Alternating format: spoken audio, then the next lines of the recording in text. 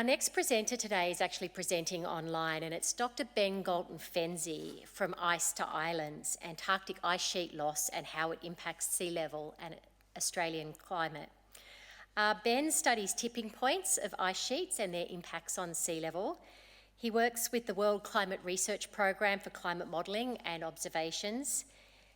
Ben led the Australian IPCC contribution to sea level projections and has previously led a team to the Totten Glacier, one of the largest potential contributors to global sea level rise. So we might now start up the video presentation from Ben.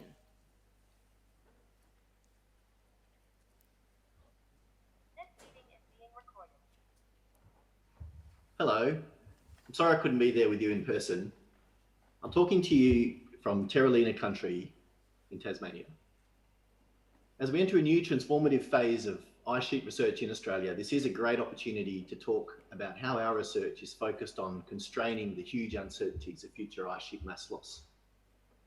During conversations I've had with policymakers and planners, I'm usually told the low confidence and high uncertainty estimates are very hard to include in approaches to both adapt and mitigate against rising sea levels and climate change.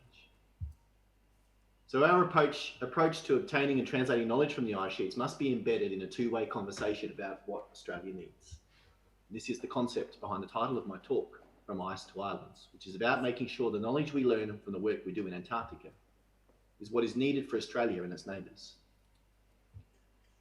Well, what is at stake? Within 200 metres of Australia's coastline, there is about $226 billion of infrastructure, including 250,000 homes, power stations, emergency service providers, hospitals and other essential facilities. Within 1 metre of sea level globally, estimates are that about $4 to $43 trillion of infrastructure are at risk, not to mention the impact on people's lives and potential pressures on other nations to accommodate the displaced populations from countries at greater risk. Sea level rise will not be equal everywhere, in part due to how the ice sheets melt and respond to warming.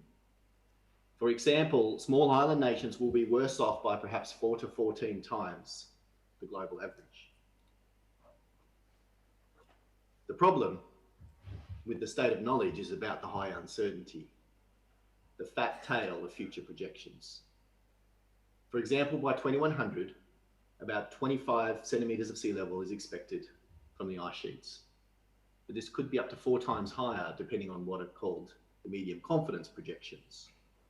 But for 2300, global sea levels may be as high as 15 metres due to the catastrophic collapse of the fringing ice shelves.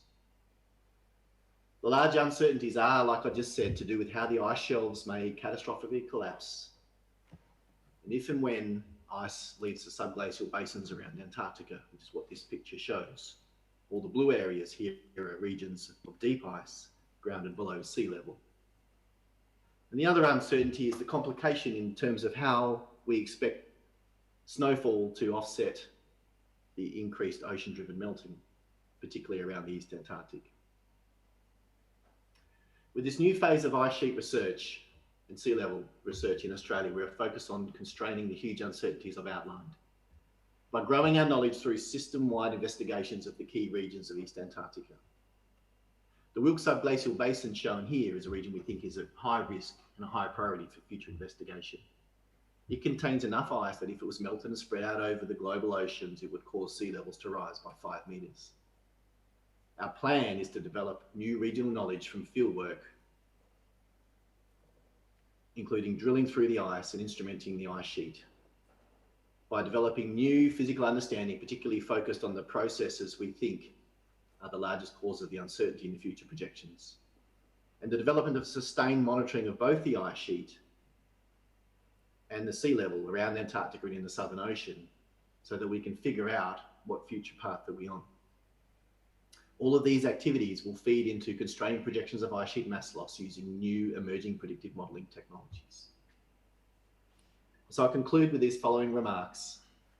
At the Australian Antarctic Division, we're keenly focused on wanting to know how much and how fast Antarctica will respond to climate warming and what that actually means for sea level rise and further changes to climate, particularly for Australia and its neighbours. An important question we're trying to seek to answer is rapid ice sheet collapse possible within decades to centuries, and from which parts of Antarctica? We need to understand which pathway we're on, and modelling and monitoring is key for the early detection and attribution of trends. And I'm keen to ensure that as we enter this new phase, we're connecting with the users of the knowledge we generate. Please get in touch to chat more. My email is just here on the slide.